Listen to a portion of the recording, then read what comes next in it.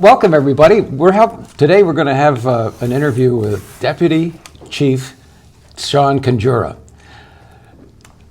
The Deputy Chief used to be commander of the North Division and now he's broadened his responsibilities to North, Northwest, Western, traffic, and even air support. So he was so good up here, they gave him way more responsibility, and we're happy to have him. So thanks for taking the time, You're welcome. Deputy Chief. I really appreciate it. The thing we're going to talk about today is what's going to happen to policing during the World Cup.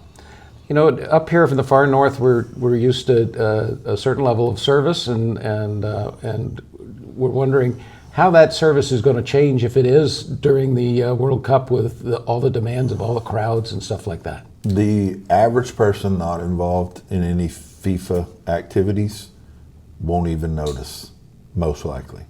There'll be no disruption in our regular patrol services. We're not taking away from any patrol staffing, so it'll be business as usual, day to day.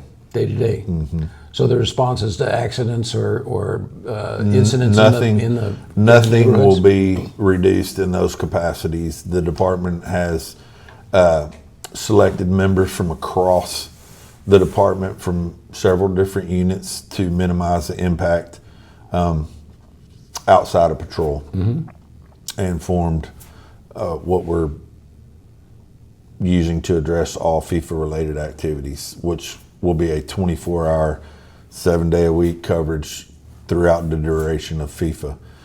That will work independently of all other operations. So, like I said, unless you're at a FIFA event or at one of the matches, you're not going to see one bit of difference. So we'll still have our patrols, and we'll still have our absolutely the same securities. Same amount of staffing, same amount of patrol in your neighborhood. We were talking before. If you see something as far as we're getting some short-term rentals, and a lot of people come in to support their team. That's been one of the questions: is what do we do about parties? What do you call the police? You let us go determine, is everything legitimate? Are we beyond the capacity for this rental? Is it a party? Is it a disturbance? We'll figure those things out. So normal everyday business, like we always encourage all our citizens, if you see something, call the police. If you think something's not right for any reason, whether it's a car burglar or a disturbance or a fight or anything, just call us. We're here to help. We're here to go respond, figure out the situation, and solve that issue for you. So take our normal precautions, like keeping your car locked if it's in the drive at night, and not having things exposed in your car. Normal but good practices. Call the police if in fact there's a problem. Yep. And across the city of Fort Worth, not just in the North Division, we encourage all our residents, if you see something, say something. Just call us. We're never bothered by getting information. Your phone call, what you see could be the difference in, a major investigation, just based on, hey, I saw a yellow car speeding through my neighborhood, or I noticed that several subjects in 2 different vehicles were in an altercation. They've left, but that report, that gives us a place to start.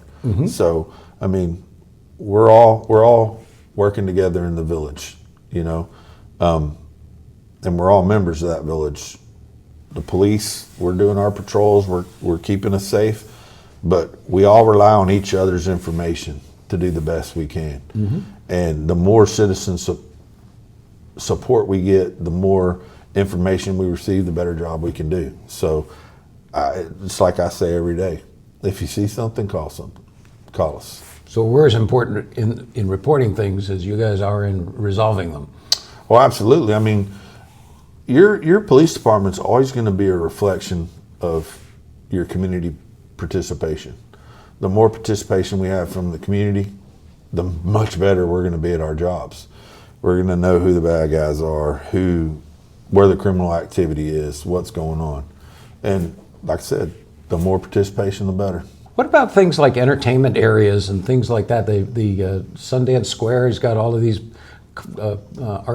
public art So- soccer balls painted, and East 7th Street is always a popular place, and sometimes Well, obviously, as part of our larger plan for the city, especially during the FIFA World Cup, our entertainment districts are a high priority.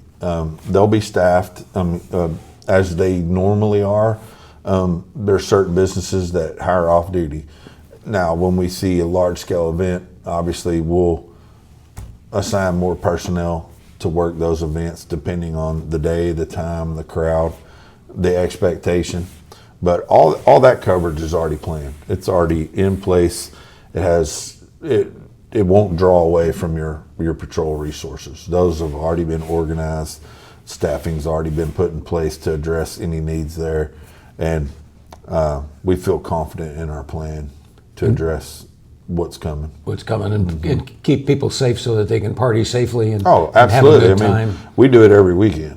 Now, when we have a large influx of out-of-towners or just a large crowd influx, obviously the number of incidents will increase, but we have the staff, we have the trained professionals that can address those as they come. And we don't anticipate a lack of being able to respond as we normally do to any of those situations. The games are in Arlington, and that's very close to Fort Worth. And how about what we're going to? Are we sending people over there to help with that? So the city of Fort Worth is handling the city of Fort Worth. Our responsibility is our city, our residents, which is our number one priority. FIFA is a Metroplex-wide event. Obviously, we have, a professional team in Dallas, Frisco. We have, fans all throughout the Metroplex. We'll have a lot of different events. Those departments have staffed and worked together and coordinated. We will use the normal operations that we would for any large-scale incidents, which is our cooperative agreements, our mutual aid agreements, if there was to be a large incident or something like that. But what we're looking at right now is like I said, we have our response team, and I would assume that every other department has a similar type response team that they'll coordinate from the overall event, the event coordinators, to pull resources as needed. But those will be secondary to normal operations. Normal operations is our priority, and I assume it is elsewhere. I don't know, but for us, we're focused on our citizens, our safety, what we can do to make sure that this is a tremendous experience for the people that come here, for our visitors, but we're going to keep our city safe. That's our number one priority. Well, and it isn't like Arlington hasn't seen big events like this, and because the Dallas Cowboys bring in 100,000 people to that stadium, so that they will already have systems in place, and we've always had big crowds for like TCU football and the Armed Forces Bowl that you guys have dealt with. You guys and gals have dealt with national championship football games, Super Bowls, and the stuff that comes with it. When any large-scale sporting event is going to have additional concerns. There's a criminal element that follows big sporting events. We're fully aware of those criminal elements, and we will definitely address as needed to the full capabilities of our department, and we will help our neighbors if they need help in addressing any of those issues. I foresee us working very closely with state, federal, local agencies across the board, that if we're seeing any type of behavior that needs to be addressed, we're going to do that. So traffic increases maybe could be an issue depending on which team comes, how many fans they bring, things like that. Time of day, game days. Obviously, if you're near the east side of Fort Worth or or Arlington or the west side of Dallas, you may run into some traffic delays. But even then, I mean, I think our planning with using public transportation and off-site parking, stuff like that, it's been thoroughly vetted. So I think moving into this, we have a really great plan that can be adjusted as needed to fulfill any need, really. Yeah. Any type of incident or unforeseen traffic problem, or just anything, really. Yeah. I mean, I can't think of anything that our people aren't prepared for. Well, I think about the elements of the tools that have been put in place over time, like the rapid response unit downtown with all of their abilities to watch what's going on, and things like the flock cameras that we can chase. Well, technology has greatly increased our ability to observe activity and to plan our response. When you're talking about the real-time crime center that operates vast networks of cameras, and our cooperation with our Metroplex partners, we're going to share really good information on a 24-hour immediate basis, as we do all the time. Will that be heightened during this time? I expect so. But I don't see an issue with us being able to safely and quickly respond to any type of incident, and then protect our officers that are responding and protect our public who's present. So I'm pretty sure no matter where you go, somebody's going to be watching. And that's why we have to watch and why we have to participate as well, because your intelligence is gathered not only by yourselves, but by the neighborhoods and neighbors who tell the police what's going on. Well, nobody knows their neighborhood better than its residents, Rusty.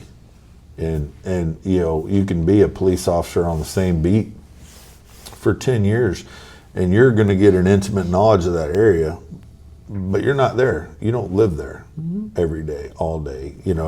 You're not talking to your neighbors on a consistent basis.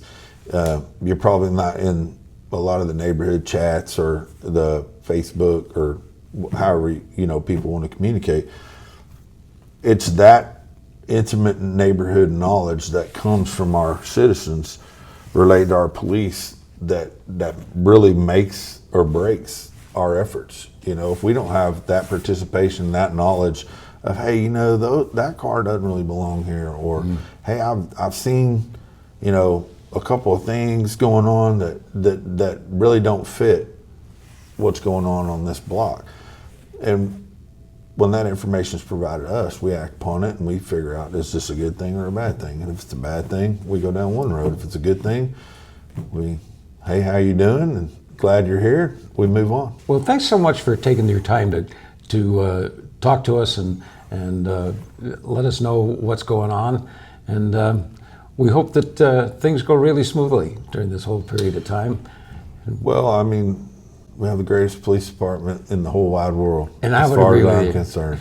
And with the group that we put out to work every day on the street, that really cares about our citizens, I really can't see any downside. I mean, other than some traffic issues that we can't control.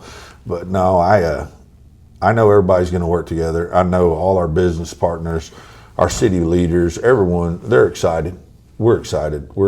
This is a unique thing to happen in the United States. It's a special time for a lot of people who follow, the sport of football, soccer, and we want them to come here. We want to see what we have to offer. We want them to be able to experience our community that we value and treasure. Whether it's the stockyards or some of our museums downtown, or our downtown entertainment district. Great restaurants. There's a lot to offer in Fort Worth. Really? And I think when the people come, for one thing, they're going to figure out how good it is, and they're going to want to come back. Good. So, and that's our goal, a safe, good time for everybody. Thank you very much. You're welcome. Folks, Deputy Chief Conjura has been with us for a long time, and he knows us very well, and he knows the city very well. And we're grateful that he could take his time today to come and see us. Enjoy the sport. It's an amazing worldwide focus on the United States, Mexico, and Canada, and where the games are being played. Enjoy. Thanks for joining us today.